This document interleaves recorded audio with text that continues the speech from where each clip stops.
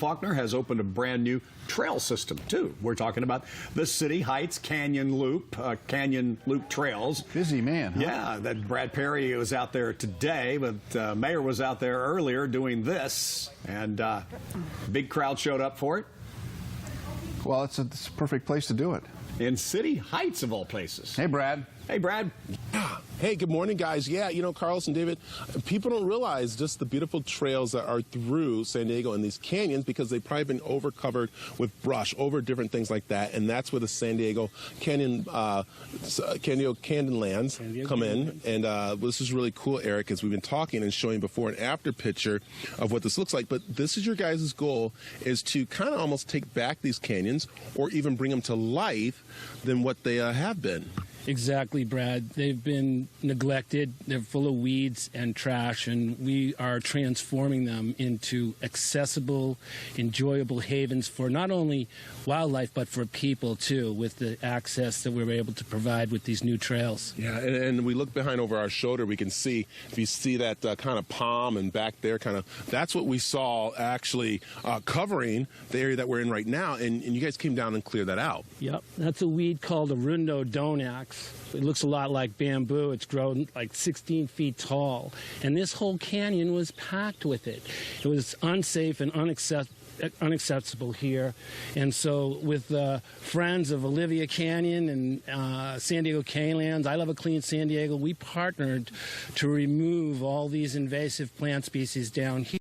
And when the time came, we put in a trail so people could get from top of slope to bottom of slope and enjoy native vegetation and native habitats and wildlife. We have amazing biodiversity in San Diego. Yeah, it's so great they're being connected. And you can see, as we mentioned now, it's all cleared out. There's a great footpath now down this way because it was dangerous for people because there was just like a down slope that he said they put in. But you can see everything blooming. But again, you couldn't do it without the San Diego Foundation, who this year are going to be granting almost 12 different charities over $400,000 altogether, which is so great. Absolutely. We're so concerned about this open space and access to the open space. The Opening Outdoors program is making sure that all communities have that access. Yeah, Katie, let's talk about that because that is one thing that the foundation wants to do, connect people with their communities and connect the kids. You were saying how many kids will be pretty much enjoying this? Over 11,000, Brad. Wow. Mm-hmm. That is amazing. The programs. I know I was at Olive Garden. Olivwood Garden, and that is it Olivewood? Yeah, mm-hmm. Olivewood Garden. I couldn't think. Olive Garden is what I'm thinking. I'm thinking about lunch right now. Doing all this hiking, which is great. And again, you guys have been doing a lot with the kids in the community. Absolutely. You know, these are really living classrooms for some of our young people, and of course their families as well that live in these communities. Yeah. So, Eric, I want to come back over to you as we pan around a little bit. We got a bridge down here, which is really nice. Is that you're going to be connecting more of the canyons, because when you do walk there, you can actually go through how many different canyons around here? In City Heights, we've set up these new trails, 7 new trail segments that will actually link all 4 canyons, all 4 major canyons in City Heights, making about a 5-mile loop trail opportunity for a morning jog. You can hike and jog in multiple canyons. And then down the road, we'll be working along the Oak Park branch of Choyas Creek, another project that's funded by the San Diego Foundation to trails that go all the way down to Federal Boulevard. We'll have an urban nature trail system that will be as many as 7 to 8 miles for City Heights and all the surrounding urban communities to enjoy. Yeah, and I know one thing that's really great about this is that clearing this out, it makes it accessible, makes it safer for some of the kids who actually go walk through here, or people who want to walk through, and that was the main thing, clearing this out and making it safe for people to go through.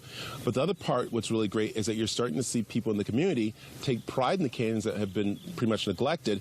And again, I'm not here to start a fight. I don't want to start anything. But I hear that there are people kind of like bragging, well, my canyon's better than your canyon area, and they're coming in and cleaning this up. So not really any tax dollars being used. I kind of like the idea of the competition where people, friends groups, the Friends of Canyons throughout the city are working to make sure that their canyon is recognized as the most beautiful canyon and the best habitat and the easiest and safest access and those types of things. That's a great idea. I think we're going to have a contest, Brad. That's not a bad idea at all. I like it. So You it's know. awesome. And again, you guys, this is so cool that they're doing this. Thanks to the San Diego Foundation and, again, the San Diego Canyonlands for making these areas nice. So if you want more information, we have information on KUSI.com about the foundation, also about where the trails are and to go through them. So, you know what? We just spent Arbor Day. We had a nice little Earth Day. So now it's time, as we are seeing things bloom, come out and see what's right in our own canyons blooming, you guys. Thank you so much, Brad. I'm out on the patio with a